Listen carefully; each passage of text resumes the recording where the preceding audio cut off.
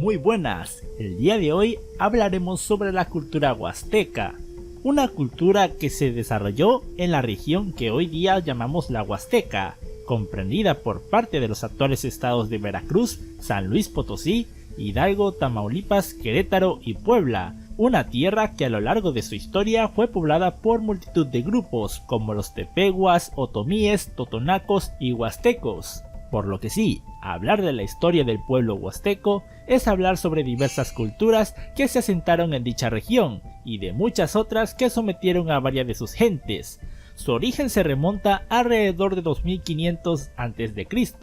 con la cultura olmeca iniciando su desarrollo y diversos grupos de protomayas dispersados desde el río Pánuco hasta el actual estado de Tabasco. Fue con la llegada de sucesivas invasiones de grupos soque-totonacas, otomangues y nahuas quienes habían empujado progresivamente a los antepasados de los huastecos hacia el noreste, en tanto que los otros pueblos mayas se habrían retirado hacia el sudeste, poblando el resto de la península. Este grupo de protomayas que emigró al norte del Golfo Mexicano era hablante de la lengua huasteca o tenec, quienes al estar separados demográficamente del resto de grupos protomayas comenzaron a desarrollarse de forma distinta y de la mano de los grupos totonacos que comenzaban a ganar una gran hegemonía en la región. Mismo es el caso de los otomíes, otomangues y la importantísima Teotihuacán. A pesar de la enorme influencia y composición étnica de sus habitantes, muchas de las costumbres mayas permanecían dentro de su sociedad, pues practicaban la deformación craneal, se tatuaban y mutilaban parte de su cuerpo, adornado con aretes, aunque también fue influenciada por numerosos pueblos.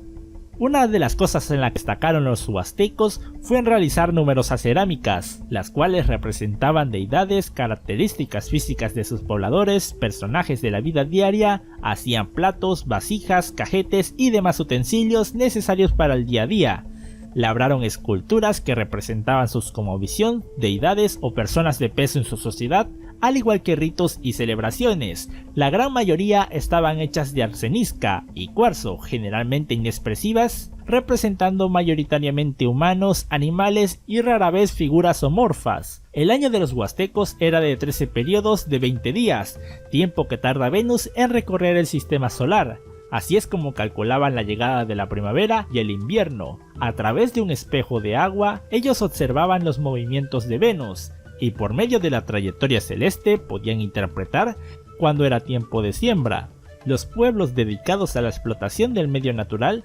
servían de base a su economía, y como en toda Mesoamérica, las tierras de la cultura huasteca se encontraban gobernadas por distintos señoríos, un total de 50 a la llegada de los españoles. Cada señorío se encontraba conformado por 10 localidades dependientes y dirigidas por caciques, cuyos sujetos les debían un servicio personal y en menor medida un tributo. La sucesión era de tipo hereditaria y a diferencia de sus sujetos practicaban la poliginia. Las guerras eran frecuentes, por ello se pactaban alianzas muy efímeras que tenían como único fin adueñarse de más tierras y obtener así más beneficios, pues quien hoy era tu aliado podía ser mañana tu enemigo. Sin embargo, a la caída del imperio tolteca, muchos de estos grupos de habla náhuatl se dispersaron por toda Mesoamérica, lo que provocó que algunos de estos se asentaran al sur de la región, lo que originó una serie de conflictos y disputas territoriales. Por su parte al norte, grupos de pames, huachichiles y demás chichimecas,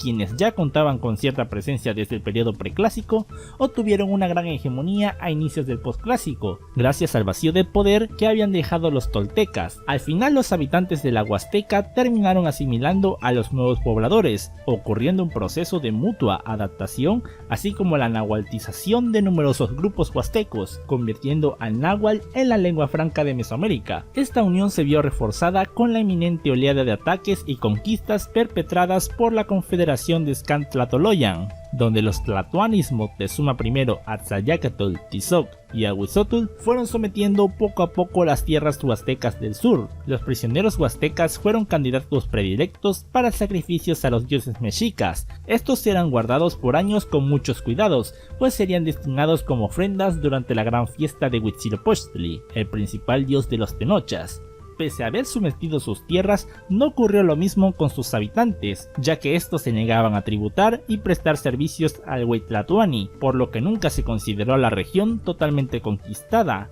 Además, el estar tan divididos en pequeños señoríos hizo más complicado someterlos a todos, y sumado a los numerosos ataques y saqueos perpetrados por los grupos chichimecas de la región y del resto de Aridoamérica, se agravan constantemente las fronteras del Imperio Tenochtitlan, lo cual libró a los habitantes del centro y norte de la Huasteca de su completa anexión al imperio, misma que se vería vulnerada con la llegada de Gonzalo Sandoval y su incursión en el territorio en el año 1524.